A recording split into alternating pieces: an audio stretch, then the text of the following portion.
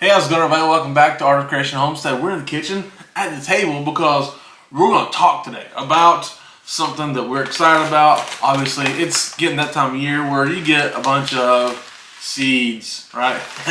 We love it. It's been time to start ordering seeds. We've ordered a good amount of seeds. These are the only ones we got back so far. All right, this is our Baker Creek seed haul video. In years past, we bought a lot more from Baker Creek than what we bought than what we bought this year. But we still bought quite a bit, and Baker Creek is good for a lot of unique things. So we get to talk about the uniqueness of some of the items that we bought. So let's get into it, okay? One of the things we look for when we go to a website or a seed catalog, which right now, honestly, we just do a lot of websites and still look at the catalogs. You can just find it a lot easier. But one of the things we do when we go to Baker Creek's website is we just start sifting through, right? What do they have that we need? What don't we need? How many seeds do you get in a pack? How expensive is it? You know, can I get this somewhere else with this? Or is this the only place you can perhaps find this thing? And one of the things that we struggle with finding, I'm sure it's out there somewhere else, but it's harder to find, is this. It's the pink eye purple hull cowpea. Now, obviously other places have them, but these are the ones that are runners, so they need to be trellised. And most of the ones other people have are bush variety. And now there's nothing wrong with the bush variety necessarily. It's just that for our space and the way we grow things and how our garden sets up, it's better to have the runners, the ones you have to trellis, because we put them on teepees. And so we bought 6 packs of these, the pink eye purple hull cowpeas. Again, and we bought 6 probably because it's probably a little too many, but we have trouble with little roly-poly bugs or pill bugs, whatever you want to call them, eating our seeds. We put them in there and they get ate where they're at a lot of times, and so we might overbuy on the seeds a little bit, and that's just so that we make sure that if something happens and the seeds get eaten while they're in the ground, or low germination rate for whatever reason, that we have some more to replant. So we got 6 packs of those cowpeas, which we have to have every year. We love them so much. They're delicious. They're unique for people to grow in our area, especially here in Southwest Ohio. The people in the deep South grow them a lot, like Louisiana, Mississippi. It's super popular there, and they're delicious, and they grow in any soil, any kind of weather conditions. They're not picky, and they're delicious, so why not grow them, right? Our favorite carrot to grow, the most reliable carrot to grow, is the new Carota carrot. We have those every year. We plant some in the spring and some in the fall. The new Carota variety is described as the most heat tolerant variety, essentially. So it can go through blistering heat or whatever kind of conditions you put it in. And obviously here we can go from a really cool wet spring to a really hot dry summer like that, and so you miss that in between season. This carrot doesn't really get affected by that, and so it's really good for us to grow here. Angela loves sugar snap peas and magnolia tendril peas. These are a sugar magnolia tendril. It's a purple variety, where last year and every other year we've grown just a regular green variety. We have 2 packs of those, and these are really good to plant in the spring and kind of rip them out by the time, early summer to late spring gets here. And they're super delicious, great snack. We put them on a trellis, let them go, and you just walk out there essentially and just eat them straight off the vine. They're delicious. We love to grow a lot of kale.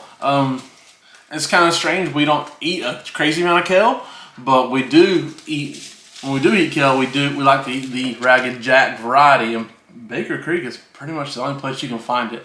You can find Red Russian kale in other places. It's not quite the same as Ragged Jack. So we bought two packs, okay? Mostly just because we want to make sure we have it.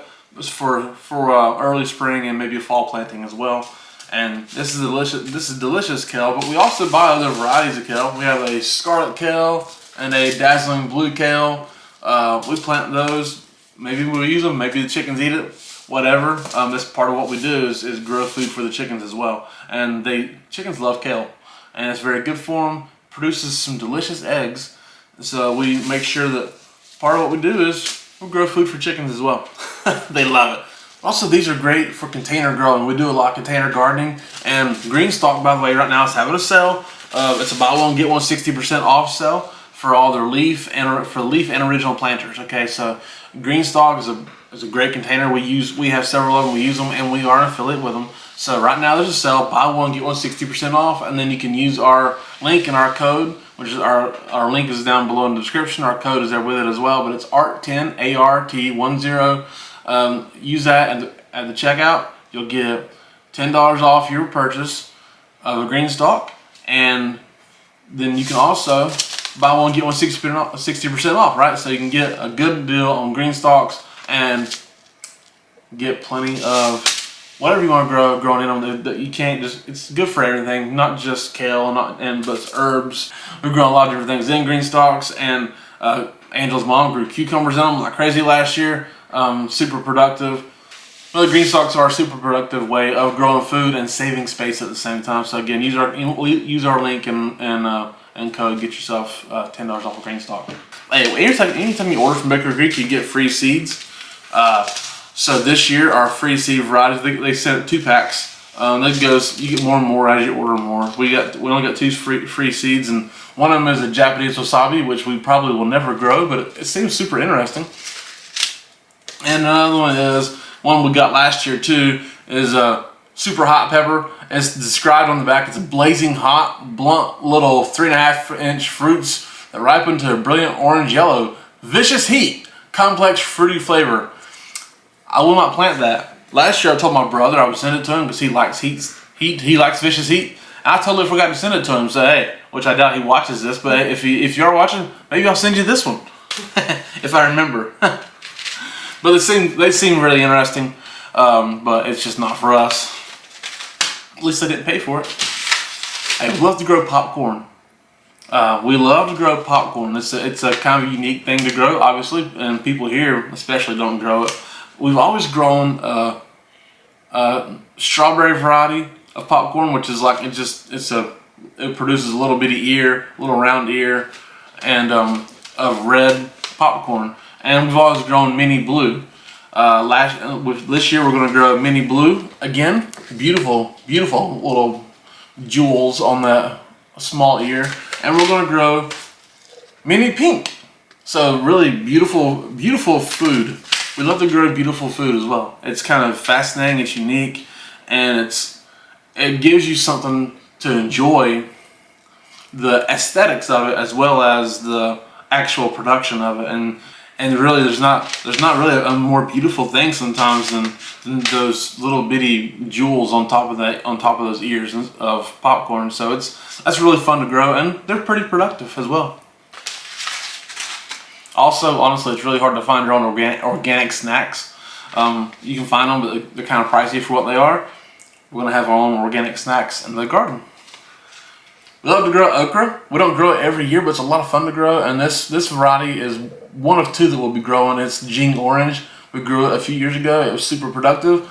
A lot of fun to grow. Once you get okra growing and it gets to really well established, you're just going to be picking okra every day. And so if you don't want to pick okra every day, don't grow it. But this is a really cool variety and really tasty as well. Angela always plants a lot of herbs. Baker Creek is a pretty good source for herbs, and some herbs you can find other places, some you cannot. Some maybe it's a little more difficult to find, and so once you find them, you know, okay, this is where I can go get some reliable seeds for them. And Baker Creek is one of those places for sure. She likes to plant a slow bolt cilantro. Cilantro is again one of those things that can get in the heat and just bolt, and you will not have much of a harvest from it at all. This slow bolt cilantro really is exactly that. It's slow to bolt. I don't know that we've ever seen it bolt, even no matter what the heat is. While they do like cool conditions, I feel like this variety has weathered the heat in our area pretty well. Love to grow a lot of basil. This is dark purple opal basil. Basils have different nuances in their flavors. It depends on which ones you get. This one certainly does. It's a little more fruity, if I remember right. It's a delicious variety, and Angela Kay loves to grow plenty of basil. And that one's beautiful. It goes well with peaches. Yeah, it does. It goes with a fruity flavor. It goes well with other fruits, especially peaches. Peaches really take it on very well. Emily basil. Angela, how does that one differ from other basils? It's a little more. It's a little sweeter. Is it? It's it's very flavorful. Okay. And so it's good in pesto, but it's also just, Emily is probably my favorite one to just tear up and put raw in Okay. a tomato salad or something like that. That's cool. And then you got Genovese basil. That was just your classic Italian style basil that's gonna go well in any kind of Italian dish you want to use or you want to cook. We do like to plant some flowers. We're trying to plant more flowers this year. We got a couple packs of seeds here. Flowers, we ordered more flowers from other places. But we love to grow flowers. Just sometimes they fall by the wayside because we're so busy planting food that we don't necessarily get our flowers planted. But this year she's got some zinnias. What is that? Queen Lime Blush. That one looks really cool. And Macarena, whatever it is. It looks similar to marigolds, right? The colors of them. So those will be really cool. We have a lot more flower seeds we bought. They're just from other places, and we'll have seed hauls of those too. The last two things we got are melons. Melons are the bane of our existence because we love to grow them. We've had a couple of smaller melons, and there's really no reason in our minds why we can't get a good melon to grow. So we're trying to limit how many we plant, but we still want to plant things that are interesting and different. This one right here has been a watermelon that people have said is really reliable, right? Really reliable, super flavorful, Orangelo watermelon. All right, so that one we're going to be trying for the first time. And the back of it says best tasting of all orange varieties. And so we'll see. Couldn't tell you. I've never had an orange watermelon, so it will be the best orange watermelon I've ever tasted. And this one, the last one, is something that we really truly love to grow. It's food that has a history with it, especially from Appalachia. Me being from the Blue Ridge Mountains and Appalachia area, and Angela's mom being from the Appalachian regions as well. We love to grow food that has an Appalachian background to it. And this one it's called Rich Sweetness from Baker Creek. They do tend to have names for some seeds that maybe are different than what the names would be that people have used in history, and especially in the Appalachian regions. This seed, this melon here, okay, it's beautiful looking. It's going to produce tennis ball sized fruit. Is that what they're saying? So it's mostly fragrant and ornamental. It is one that can be eaten as well. But historically, this has been called a plum granny, a southern plum granny, Queen Anne's pocket melon, Queen Anne's pocket fruit. Any other names for it necessarily? Nothing. No. I'm thinking of. I just heard them called plum grannies. Right. But those are things you're going to find them as online if you're looking for them. Baker Creek is really about the only place that calls them Rich Sweetness, melon. There may be a couple different varieties. And the history of them has obviously come from Europe. Settlers brought them with them. And they're used as fragrance. But they have such a sweet aromatic fragrance that that like one or two of these melons can give you a sweet aroma, a sweet fruity aroma throughout half your house or whatever. And so people will grow these just for the smell, and they'll bring these in and they'll harvest them, obviously bring them in and place them along their house just for the aroma in their house. And it's such a fascinating thing that people in Appalachia had used to do. Angela's mom used to do it. Right, or not her, your mom did it. Okay, so your mom did it, and then your mom's mom, so your grandmother did it as well, which that's where the Appalachia roots come from, is Angela's mom was born in eastern Tennessee. So